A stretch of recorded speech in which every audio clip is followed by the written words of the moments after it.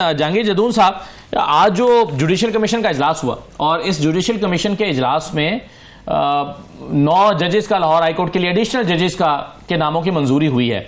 इसमें एक जो रद्दमल फौरी तौर पर आ रहा है कि जी ये सारे आजम तारड़ साहब के ग्रुप के लोग हैं, एहसन भून के ग्रुप के लोग हैं और फिर लॉ अफसरान है जिनको लगाया गया। क्या आपके ख्याल में ये एतराज दुरुस्त है?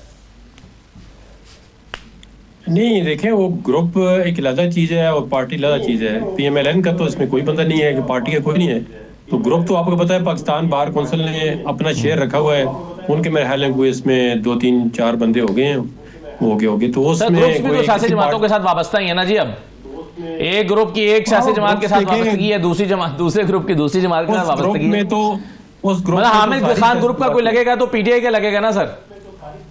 नहीं, ये जरूरी नहीं है। अहमद खान ग्रुप देखें, अहमद खान ये बिल्कुल PTI की पॉलिटिक्स नहीं करते। वो बाज़ बात बिल्कुल PTI से उनका स्टांस डिफरेंस होता है। बाहर की पॉलिटिक्स को आप बिल्कुल प्योरली पॉलिटिकल पार्टीज या पॉलिटिक्स जो है पार्टी की उसके साथ नहीं जोड़ना चाहिए। बाहर में देखें ना, बाज़ बात PTI वाले भी एक दूसरे कैंडिडेट को वोट कर देते हैं, सुप्रीम कोर्ट के इलेक्शन में भी, हाई कोर्ट के इलेक्शन में भी। ये कोई बिल्कुल मतलब स्टेटली कोई ये नहीं है कि एक पार्टी के बेस पे कोई इलेक्शन बाहर में जीतता है। तो बाहर की पॉलिटिक्स जो है वो थोड़ी सी डिफरेंट है।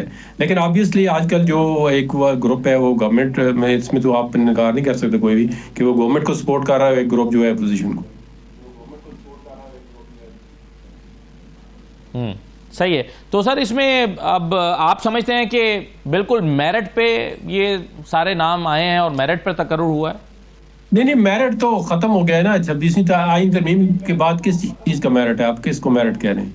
मेरिट का तो जब आइन का ही आपने हुलिया बिगाड़ दिया है, बेसिक स्ट्रक्चर ही चेंज हो गया है कॉन्स्टिट्यूशन का, उसमें इंडिपेंडेंस जुडिशरी है वो खत्म हो चुकी है। और अभी जो भी गवर्नमेंट आएगी PTI वालों को भी ये भी अभी कहते हैं खत्म कर देंगे, लेकिन ऑनेस्टली आप रिकॉर्ड पे ले लें, ये नहीं खत्म करेंगे। ये तो जो भी गवर्नमेंट इक़्तिदार में आएगी उसकी फेवर में आई तरमीम। तो वो तो कभी भी गवर्नमेंट कोई नहीं चाहती। वो तो गवर्नमेंट हर एक चाहती है कि उसको डिस्टेबलाइज नहीं किया जाए, उसकी जो पावर है वो जुडिशरी पे जो भी कॉन्स्टिट्यूशन का टच स्टोन है या मेरिट को उस पर ना परखा जाए। वो तो गवर्नमेंट, हर बंदा जो है जो भी गवर्नमेंट में आता है वो अपनी मर्जी से गवर्नमेंट चलाता है। भाई जो आईनी अदालतें होती हैं उनका क्या काम होता है? वो रेट किसको इशू करते हैं? वो स्टेट को रेट इशू करते हैं। रेट होती है जो है फेडरेशन के, प्राइवेट बंदे के खिलाफ तो रेट इशू नहीं हो सकती ना। प्राइवेट बंदा अपना लिटिगेशन तो रेट में नहीं लेके जा सकता। वो होती जो है वो गवर्नमेंट के जितने भी मतलब गवर्नमेंट को होती है, फेडरेशन को रेट इशू होती है कि आप जो भी फंडामेंटल राइट जो है कोई भी डिपार्टमेंट डिनाई करता है सिटीजन का, उसके अगेंस्ट रेट होती है। तो गवर्नमेंट चाहती है हम जो काम करें, जिसकी भी गवर्नमेंट हो, जिस पार्टी की भी, हमें कोई अदालत ना पूछे क्या कर रहे हैं। अगर पूछे भी तो हमारी कोई उस तरह डिस्टेबलाइज ना कर दे। तो वो मकसद अभी बिल्कुल सही है, इनका भी पूरा हो रहा है। जो आइंदा गवर्नमेंट आएगी ये जदून साहब, अब 2 चीजें बहस चल रही है। एक तो ये है कि अभी सलमान राजा साहब थे हमारे साथ, वो कहते हैं कि जी अगर आर्टिकल 200 को देखें तो हल्फ लेने की जरूरत नहीं है जो ट्रांसफर होकर जा जाते हैं, लेकिन फिर भी ये बहस तलब मामला है। तो आपके ख्याल में ये नया हल्फ होना चाहिए या नहीं होना चाहिए ट्रांसफर होकर आने वाले जजेस का? नहीं, देखिए अभी इसमें ये फर्स्ट इंप्रेशन का केस आया है कि जो जज अगर नया हल्फ हो तो कोई जज आएगा ही नहीं, क्योंकि जज की कंसेंट शामिल है। ये उनको बताया गया होगा कि आपकी सीनियरिटी इंटेक्ट रखेंगे तभी वो आए। देखें ना, एक अगर जज जो है वो सीनियर है, उसको कहते हैं दूसरी कोर्ट में चला जाए, आप सबसे आखिर में होंगे, तो कौन सा जज आएगा? तो कोई जज नहीं आएगा। तो इन्होंने जो लाए जज 3 से शायद इन्होंने कहा होगा कि हल्फ की जरूरत नहीं है तो आप आ जाएं। अदरवाइज तो देखें ना, आप जब किसी दूसरी कोर्ट में जाते हैं तो वैसे जो हल्फ होता है तो उसमें लिखा हुआ है कि आई बीइंग द जज of the Islamabad high court, Sindh high court, Peshawar high court या लाहौर हाई कोर्ट, जो भी होता है वो उसमें आगे फिल इन द जो ब्लैंक्स करना पड़ता है कौन सी कोर्ट का। अब इनको वहाँ पे ट्रांसफर किया गया है, बाकी जजों की सीनियरिटी जो है वो इफेक्ट हो गई है, तो जज हो सकता है फिर आगे सुप्रीम कोर्ट में जाए और उसका फैसला आप सुप्रीम कोर्ट करेगी। नहीं, मगर आप क्या कह रहे हैं सर कि अगर उसे बताया जाए कि दूसरी अदालत में जाके उसका आखिरी नंबर लगेगा तो फिर कौन सा जज जाएगा? नहीं आएगा। लेकिन वहां पर भी तो उनका 15वां ही नंबर था ना सर। वहां कौन सा को दूसरे नंबर से उठा के वो 10वें पे जा रहे थे? नहीं, वहाँ पे स्ट्रेंथ भी देखे ना लाहौर में कितनी है।